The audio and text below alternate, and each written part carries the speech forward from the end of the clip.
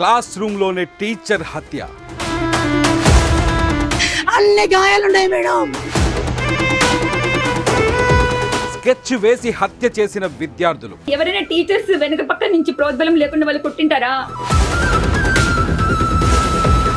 గుంపుగా కొట్టి చంపేశారు. ఈరోజు నా జీవితాన్ని చీకటి చేస్తారు సార్. పిల్లలా వీళ్ళు హంతకుల? హెచ్చము పూర్తి టీచర్లు, తర్వాత ఆ పిల్లలు వాళ్ళే పూర్తి బాధ్యత. మీ పిల్లలు ఇలానే ఉన్నారా? Welcome to Suman TV. School age పిల్లల్లో కూడా నేర ప్రవృత్తి ఎక్కువగా కనిపిస్తుంది. మన పిల్లల్ని ఒకసారి అబ్జర్వ్ చేస్తే అంటే మాటల్లో కానీ భాషలో కానీ. అన్నమయ్య జిల్లా రాయచోటికి వెళ్తే ఒక భయంకరమైన సంఘటన జరిగింది. ఇక్కడ ఉపాధ్యాయుని పగబట్టిన విద్యార్థులు గుంపుగా చేరి అతని పైన దాడి చేసి అతని ప్రాణాలు తీసేశారు. పోలీసు ఇన్వెస్టిగేషన్లో బయటపడుతున్న విషయాలు చాలా సంచలనంగా ఉన్నాయి. అతని ఒంటిపైన చాలా గాయాలయ్యాయి. ఒక రింగుతో కక్షపూరితంగా అతన్ని కొట్టి చంపినట్టుగా కొంత అనుమానాలు వ్యక్తమవుతున్నాయి. అసలు పిల్లల్లో, స్కూల్లో చదువుతున్న పిల్లలు, 9th క్లాస్ 10th క్లాస్ పిల్లలు ఈ టైప్ ఆఫ్ మెంటాలిటీ ఎలా వస్తుంది? వీళ్ళకి నేరం చేయాలి లేకపోతే ఇంత క్రూయాలిటీ వాళ్ళ మనసుల్లో ఎక్కడి నుంచి నాటుకుంటోంది? ఈ అంశంపై మనతో మాట్లాడడానికి డాక్టర్ పూజిత, ప్రముఖ సైకాలజిస్ట్, మనతో లైవ్లో ఉన్నారు. మేడం నమస్కారం. నమస్తే. పూజిత మేడం, మీకు ఇన్సిడెంట్ తెలుసు, రాయచోటిలో జరిగింది. అసలు అంటే ఈ పిల్లల్లో, యుక్త వయసుకు వచ్చే పిల్లల్లో ఇప్పుడు వాళ్ళు ఇప్పుడు బ్రెయిన్ మెచ్యూరిటీ వస్తుంది, వాళ్ళలో ఈ నేర ప్రవృత్తి, ఈ క్రూయాలిటీ ఎందుకు వచ్చింది అనుకోవచ్చు మనం? సో మనం టీనేజ్ అంటే ఈ యుక్త వయసు, ఈ ట్రాన్సిషన్ స్టేజ్ అంటే ఒక చైల్డ్ స్టేజ్ నుంచి టీనేజ్ స్టేజ్ కి వెళ్తున్న పిల్లల్లో డెఫినెట్లీ నార్మల్ ఏజ్ వాళ్ళకన్నా డెఫినెట్లీ కొన్ని బయలాజికల్ చేంజెస్ ఉంటాయి, హార్మోనల్ చేంజెస్ ఉంటాయి. అవి మనందరికీ తెలుసు. కాకపోతే దీనికి తోడు అసలు నార్మల్ గానే ఆ ట్రాన్సిషన్, ఆ మార్పు అనేది చాలా చాలా క్లిష్టమైనది. చాలా రెబెలియస్ గా ఉంటారు, చాలా రూడ్ గా బిహేవ్ చేస్తూ ఉంటారు, చాలా ఛాలెంజెస్ ఉంటాయి. ఎందుకంటే వాళ్ళకి ఇంటర్నల్ ఛాలెంజెస్ అంటే ఆ ట్రాన్సిషన్ లో వాళ్ళు సొసైటీకి, వాళ్ళు స్కూల్లోని, వాళ్ళు కాలేజ్లోని సెట్ అవ్వడానికి పేరెంటల్ ఎక్స్పెక్టేషన్స్ ఇవన్నీ ఎక్కువగా ఉంటాయి. దానికి తోడు వాళ్ళకి లోపల జరుగుతున్న హార్మోనల్ అర్జెస్ కానీ, వాళ్ళు చూస్తున్న పియర్స్ కానీ, కాంపిటీషన్ కానీ, అవన్నిటికీ చాలా ఆందోళన ఇదంతా ఎక్కువ ఉంటుంది. టీనేజ్ రేజ్ అనేది కూడా ఉంటుంది. సో వీటన్నిటితో పాటు ఈ పిల్లలకి గనక రకరకాల ఫ్యాక్టర్స్ అండి. ఇప్పుడు ఫస్ట్ ఆఫ్ ఆల్ పేరెంట్స్ తీసుకున్నట్లయితే, లేదా next economic factors, socio economic factors తీసుకున్నట్లయితే, మూడో విషయం ఏంటంటే the kind of media they are expose to, అంటే what kind of content they are expose to. ఇప్పుడు ఫర్ ఎగ్జాంపుల్ నేను చూస్తున్నానంటే 6, 7 years, 8 years పిల్లలు కూడా వాళ్ళ చేత డైలాగులు చెప్పించడం కానీ, వాళ్ళ చేత నెగిటివ్ అండ్ హేట్రెడ్ స్పీచెస్ ఇప్పించడం కానీ. ఒక అబ్బాయి ఉంటాడు, ఎవరో ఒక చిన్న పిల్లడు, I don't know his age, but నేను గూడ్ సెట్ అదోనండి అన్న ఒక డైలాగ్ చెప్తూ ఉంటాడు. దాంతో చాలా ఫేమస్ అయ్యాడు ఒక అబ్బాయి, చిన్న అబ్బాయి. సో నాకు ఆ అబ్బాయి తనకి ఏజ్ తెలియదు, కానీ ఆ ఏజ్ నుంచి అసలు అలాంటి నెగిటివ్ సెల్ఫ్ టాక్, అలాంటి అంటే తమను తాము డిగ్రేడ్ చేసుకుని, లేదా వైలెంట్ డైలాగులు చెప్పించడం, మా నాన్నని చంపినోడు నేను చంపేస్తా, ఇవి జస్ట్ డైలాగులనే అనుకుంటారు పేరెంట్స్ కానీ, చుట్టుపక్కల వాళ్ళ ఎంటర్టైన్మెంట్ కానీ, మా వాడికి ఇంతమంది ఫాలోవర్స్ ఉన్నారు, ఇవన్నీ సరదాగా ఉంటుంది. పేరెంట్స్ ఎంజాయ్ చేస్తున్నారు కానీ వాళ్ళు విషయాన్ని నాటుతున్న విషయం మర్చిపోతున్నారు. డెఫినెట్లీ అండి.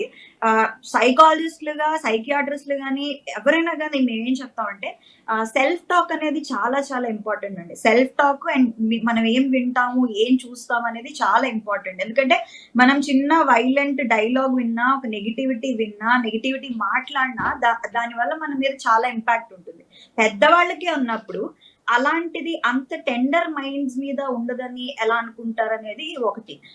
ఇంకొక విషయం ఏంటంటే చాలా ఫారిన్ కంట్రీస్ లో, అంటే ఇండియాని నేనేం తప్పు పట్టట్లేదు, కొన్ని చాలా ఫారిన్ కంట్రీస్ లో కూడా అక్కడ కూడా ప్రాబ్లమ్స్ ఉన్నాయి. బట్ కొన్ని దేశాల్లో ఏంటంటే పిల్లల ముందు గట్టిగా మాట్లాడుకోవడం కానీ, లేదా ట్రామాటిక్ వర్డ్స్ యూజ్ చేయడం కానీ, అంటే ఫర్ ఎగ్జాంపుల్ ట్రామాటిక్ వర్డ్స్ అంటే మర్డర్, ఇలాంటి వర్డ్స్ కూడా వాడరు పేరెంట్స్. అంటే గొడవ పడుతున్నా వాళ్ళ వేరే రూమ్ లోకి పంపించేయడం, దూరంగా వెళ్ళి కొట్టుకోవడం, ఇలాంటివి ఘర్షణలు కూడా పిల్లల ముందు చేయకూడదు. మేడం ఇప్పుడు ఇన్సిడెంట్ జరిగింది రాయచోటి, ఒక గ్రామీణ ప్రాంతం, ఇది గ్రామీణ వాతావరణ ప్రాంతం. ఇక్కడ హత్య చేయాలి అనే దాకా వెళ్ళడం, దాన్ని ఎలా, ఏ ప్రభావం చూయించుంటుంది వాళ్ళపైన? సో మనము ఇవన్నీ జనరల్ ఫ్యాక్టర్స్ అండి. టీవీ, సోషల్ మీడియా, లేదా రెండోదండి పేరెంట్స్ ఎలాంటి వాళ్ళు, వాళ్ళ పేరెంటింగ్ స్టైల్ ఏంటి, వాళ్ళ ఫాదర్ తాగుతారా, లేదా ఇద్దరి మధ్యలో ఘర్షణలు ఉన్నాయా, పిల్లల ముందు కొట్టుకుంటున్నారా, వాళ్ళ ఇంట్లో ఏమైనా స్ట్రెస్ ఉందా, అంటే ఫైనాన్షియల్ కండిషన్స్ కూడా అప్పుడప్పుడు ఇలాంటి బిహేవియర్స్ కి దారి తీస్తూ ఉంటాయండి. డెఫినెట్లీ అని చెప్పను, బట్ దేర్ మైట్ బి. ఎందుకంటే మనం ఫ్రమ్ థర్డ్ పార్టీ చూస్తున్నాం, కరెక్ట్ గా మనం అక్కడికి వెళ్ళి మనం గమనించలేం కాబట్టి ఇవన్నీ అనుకోవడమే మనం, ఏదో ఒక ఫ్యాక్టర్. ఇక్కడ దీన్ని తల్లిదండ్రుల పెంపక లోపం కూడా అనుకోవచ్చా మేడం? ఎందుకంటే సాధారణంగా పగ తీర్చుకోవాలని తత్వం ఏంటో అర్థం కాలేదు ఇక్కడ. ఆ విద్యార్థులు వాళ్ళు ఎవరైతే ఉన్నారో కొట్టుకున్న వాళ్ళు, అంతకుముందుకు ఆ టీచర్ వాళ్ళకి కొంచెం బుద్ధి నేర్పే ప్రయత్నం చేయటం, మీరు తప్పుదారిలోకి వెళ్ళకూడదు అని చెప్పడం, మంచి మాటలు చెప్పాడు ఆయన. కానీ దాన్ని బేస్ చేసుకొని కక్ష సాధించారు అనేది మనకు అక్కడ నుంచి తెలుసిన సమాచారం. సో ఇది ఈ పగ తీర్చుకునే తత్వం ఎందుకు వచ్చిందంటారు? సో అలాంటి వాళ్ళు ఎవరినైనా ఎప్పుడు అంటే మిర్రరింగ్ చేస్తారండి కిడ్స్.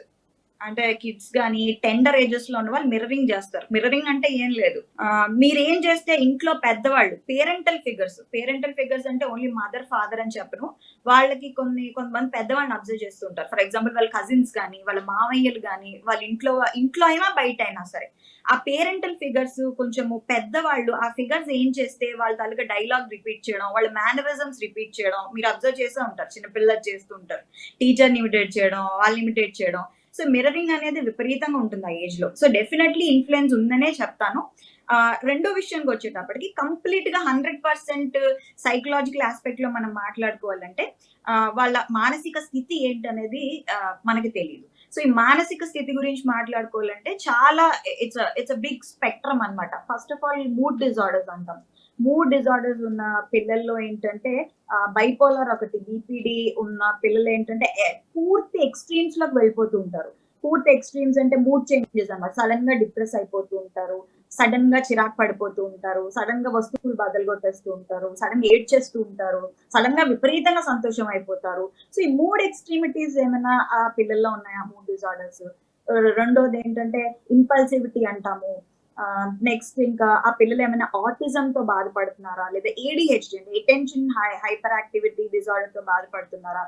సో ఏంటంటే ఈ ఆటిజం హైపర్ యాక్టివిటీ డైరెక్ట్ గా క్రైమ్ కి లీడ్ చేయవు, డైరెక్ట్ గా అగ్రెషన్ కి లీడ్ చేయవు, కానీ ఏంటంటే వాళ్ళ తాలూకా ఫ్రస్ట్రేషన్ అన్నమాట. ఎందుకంటే వాళ్ళు వెర్బలైజ్ చేసుకోలేరండి కొన్ని రకాల మానసిక రుగ్మతలతో బాధపడుతున్న పిల్లలు.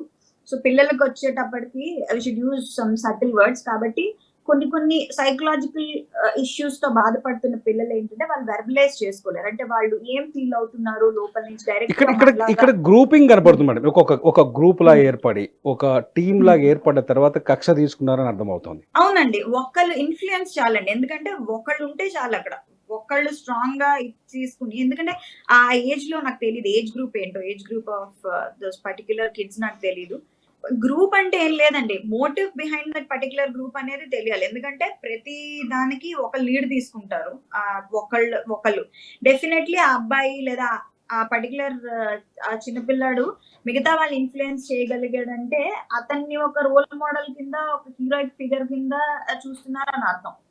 సో ఇదంతా ఎక్కడి నుంచి వచ్చింది, తన్ని ఫాలో అవ్వాలి అని ఎందుకు వచ్చింది? It might be because of TV or social media or maybe వాళ్ళ ఇంట్లో వాళ్ళు కానీ, వాళ్ళ పేరెంట్స్ అనే నేను అనట్లేదు, సొసైటీలో ఎవరినో ఒకరిని వాళ్ళు డెఫినెట్లీ చూసి ఉంటారు, which they are taking as an example. Madam ఇప్పుడు మీరు అన్నారు ఇంత ముందుకు సోషల్ మీడియా ప్రభావం ఖచ్చితంగా ఇటువంటి ఇన్సిడెంట్ల పైన ఉందని మనం అనుకోవచ్చా?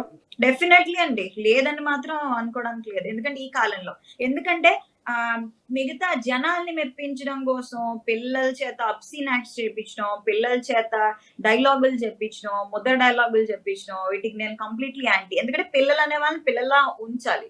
అంతకు మించి మనం ఎక్కువ just to get them notice, just to get that attention, ఇప్పుడు 30 ఏళ్ళు 20 ఏళ్ళు వాళ్ళు చేసే యాక్ట్స్ పిల్లల చేత చేయించడం ఎంతవరకు కరెక్ట్ అండి?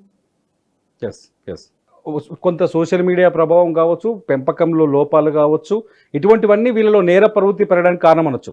డెఫినెట్లీ అండి. అండ్ వీళ్ళ తాలూకా చుట్టుపక్కల వాళ్ళు కానీ, వీళ్ళ ఇంట్లో వాళ్ళు కానీ బిహేవియర్ ఏంటి, వాళ్ళ తాలూకా బిహేవియరల్ ప్యాటర్న్స్ ఏంటి, వీళ్ళ పేరెంట్స్ కి ఏమైనా గొడవలు ఉన్నాయా, వీళ్ళ ఇంటి పక్కల వాళ్ళు గట్టిగా అరుచుకుంటారా, లేదా ఆ స్కూల్లోనే వీళ్ళని ఏమైనా గట్టిగా పనిష్ చేయడం, వీళ్ళ మీద ట్రీట్మెంట్ ఎలా ఉంది, మిగతా టీచర్స్ ఎలా ఉన్నారు behaviour, they are also not an exception అండి.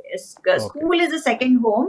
సో స్కూల్లో కూడా మనము కొన్ని తీసుకోవాలి, బికాస్ టీచర్స్ ఎలాగా ట్రీట్ చేస్తున్నారు వీళ్ళు ఏమన్నా డిస్క్రిమినేట్ చేస్తున్నారా, ఎందుకంటే చాలా సార్లు అగ్రెషన్ అనేది అన్ఫేర్ ట్రీట్మెంట్ వల్ల వస్తుంది. అరే వీడికి ఫస్ట్ ర్యాంక్ వచ్చింది కాబట్టి టీచర్ బాగా ట్రీట్ చేశాడు, లాస్ట్ ర్యాంక్ వచ్చింది కాబట్టి టీచర్ నన్ను వేరేలా చూశాడు.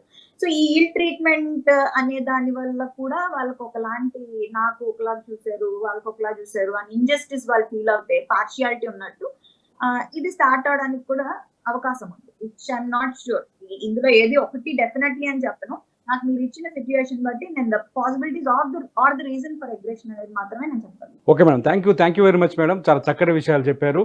ఇదే మొత్తానికి సెలబ్రిటీలు చేయాలని పిల్లల్ని సోషల్ మీడియాలకు బలవంతంగా తోస్తే క్రిమినల్స్ అయ్యే అవకాశం ఉందనేది డాక్టర్ గారు చెప్తున్నారు. Thank you madam, thank you so much.